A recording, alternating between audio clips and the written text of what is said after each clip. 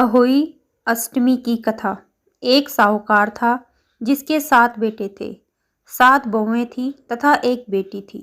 दीपावली से पहले कार्तिक बदी अष्टमी को सातों बहुएं अपनी इकलौती ननद के साथ जंगल में खादान में मिट्टी खोद रही थी। वहीं शाहू सेई की मान थी।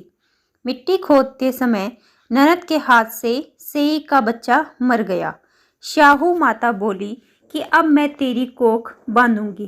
तब ननद अपनी सातों भाभियों से बोली कि तुम में से मेरे बदले कोई अपनी कोख बांध लो। सब भाभियों ने अपनी कोख बंधवाने से इनकार कर दिया, परंतु छोटी भाभी सोचने लगी कि यदि मैं कोख नहीं बंधवाऊंगी तो सासू जी नाराज होंगी। ऐसा विचार कर ननद के बदले छोटी भाभी ने अपनी कोख बंधवा ली। इसके बाद जब उसके जो लड़का होता तो 7 दिन बाद मर जाता। एक दिन उसने पंडित को बुलाकर पूछा, मेरी संतान 7वें दिन क्यों मर जाती है? तब पंडित जी ने कहा कि तुम सुरही गाय की पूजा किया करो। सुरही गाय शाहू माता की भाईली है, वह तेरी कोख छोड़े तब तेरा बच्चा जिएगा। इसके बाद वह बहू प्रातःकाल उठकर चुपचाप सुरही गाय के नीचे सफाई कर जाती। गौ माता बोली कि आजकल कौन मेरी सेवा कर रहा है, सो आज देखूंगी। गौ माता बहुत सवेरे उठी, क्या देखती है कि एक साहूकार के बेटे की बहू उसके नीचे सफाई कर रही है। गौ माता उससे बोली, क्या मांगती है? तब साहूकार की बहू बोली कि शाहू माता तुम्हारी भाईली है, उसने मेरी कोख बांध रखी है, सो मेरी कोख खुलवा दो। गौ माता ने कहा, अच्छा। तब गौ माता समुद्र पार अपनी भाईली के पास उनको लेकर चली गई। रास्ते में कड़ी धूप थी, सो वे दोनों एक पेड़ के नीचे बैठ गई। थोड़ी देर में एक सांप आया और उसी पेड़ पर गरुड़ पक्षी का बच्चा था, उसको डसने लगा।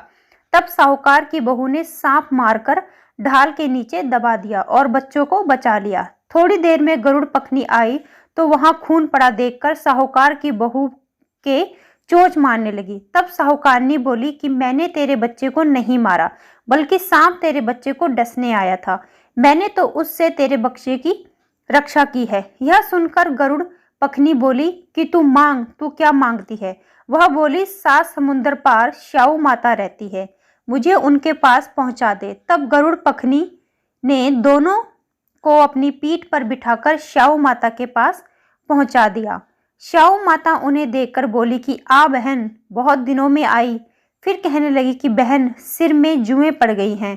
तुम सुरहे के कहने पर साहूकार की बहू ने सलाई से उसकी जुएं निकाल दी। इस पर शाहू माता प्रसन्न हो बोली कि तूने मेरी सिर में बहुत सलाई गेरी है, इसलिए तेरे 7 बेटे और बहू होंगी। वह बोली, मेरे तो एक भी बेटा नहीं, 7 बेटे कहाँ से होंगे? शाहू माता बोली, क्यों, क्या बात है? तब वह बोली कि मुझे वचन दो तो बताऊं।